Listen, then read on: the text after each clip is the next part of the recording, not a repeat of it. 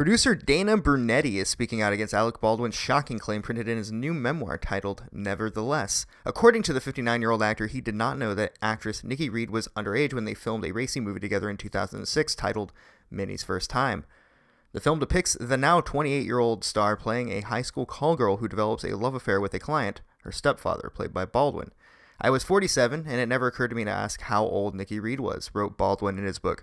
When I found out, just as we finished, that she was 17, I flipped out on the producers, who had told me something different. Brunetti quickly took to Twitter and responded to the allegations, hinting that Baldwin lied in his book. Both Baldwin and Reed have yet to comment on Brunetti's claims. Since Minnie's First Time, Reed has found fame with the Twilight film series, where Brunetti moved on to other films like The Social Network and 50 Shades of Grey. Dana Brunetti tweeted out these series of tweets.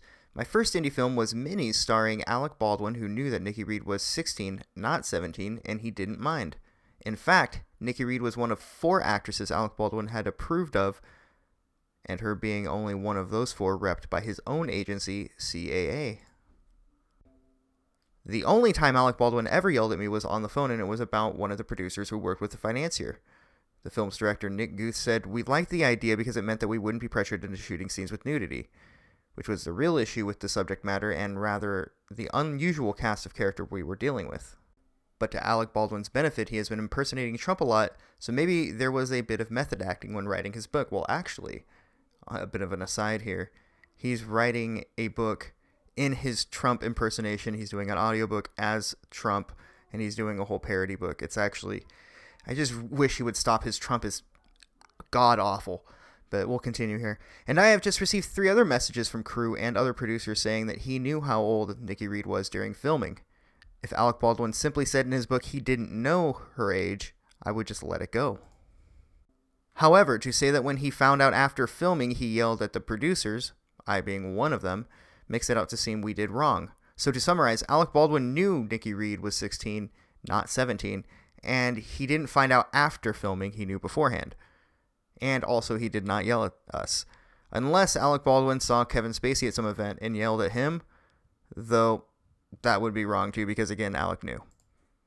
So what you can see here is a page out of Jeffrey Epstein's Black Book of Known Contacts. Now, if you don't know who Jeffrey Epstein is, he ran what some people called the Lolita Express, and it was a chain of underage sex slaves. But in 2008, Epstein was convicted of soliciting an underage girl for prostitution, for which he served 13 months in prison. He lives in the U.S. Virgin Islands, and currently, I believe he's still at large as far as I know. And his Black Book has a lot of famous people, and as you can see on the screen here, one of those people I found was Alec Baldwin, which doesn't necessarily prove anything other than that he's associated with high-profile pedophiles. At the same time, though, Donald Trump's name was also in this thing, so I don't know. Take it with a grain of salt. After doing a little research over the past few days, especially regarding Andrew Breitbart and Acorn, the underage prostitution that was being funded by the federal government because of Acorn, and just a lot of the stuff I read about Jeffrey Epstein, about the missing children, the kids that get lost in child protection services. It's strange. And like that's a whole nother thing for a whole new video. I don't want to get too sidetracked, but Alec Baldwin's Trump is terrible. It's half-assed. I don't think a lot of people really think it's that funny, besides people that are in the room being told to clap. I wish he would retire, and then maybe we could see Stephen Baldwin in more stuff, because he actually has talent.